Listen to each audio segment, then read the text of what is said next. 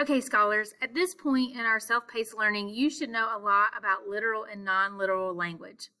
I've read the story to you, A Snowball Fight, and now I'm going to help you kind of look at it and let's think about things that we are reading. So let's review quickly. Non-literal language is also called figurative language, and it's a type of writing that a writer uses to interest the reader or to paint a better picture. Sometimes it's often silly and definitely unrealistic, which means it could not really happen.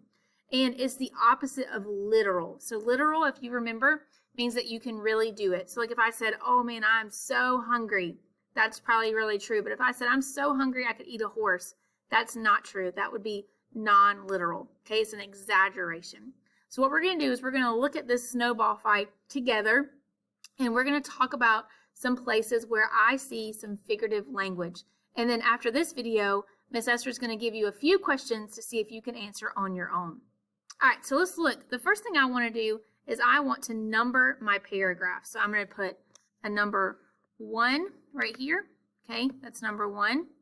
I have a number 2 for my second paragraph, and I have a 3 for my third paragraph. And that just kind of really helps us figure out where we are. So let's take a look at the first paragraph. I woke up and peered out my window. There was a blanket of snow. Now, a blanket of snow. Do you think there really was a blanket like you would put on your bed? No. It just means that the snow had covered the ground, just like a blanket covers your bed. Okay, let's keep going. Paragraph 2. After breakfast, I raced outside to meet my neighbors. We planned a huge snowball fight. The team made millions of snowballs and hid them behind a mountain of snow.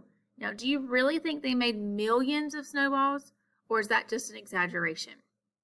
Yeah, I think you're right. I think it just means they made a lot, because a million is a lot. So if they made a million snowballs, that means they made a lot of snowballs. We waited as quiet as rabbits. Okay, so think about what that means. Okay, let's keep going. After some time, I heard the crunch of snow under their feet as the teammate approached. We bombarded them with snowballs soaring through the air. Thunk, I had been hit in the arm with a large snowball. We all laughed like hyenas as we played. Now, were they really hyenas? No, they were just laughing like they were hyenas.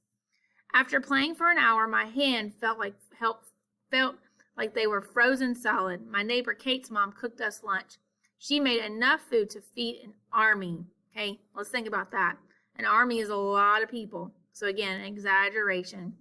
I was glad, and then she says what? I could have eaten a horse. And we've used that one a lot in class, so we know that that would be non-literal. So just in this story, there were several places that this author used non-literal language, so figurative language, to kind of help you understand the story more. So on the next slide, you're going to have a quiz that goes with this story to see if you can try to figure out what some of these phrases means. Can't wait to see your good work.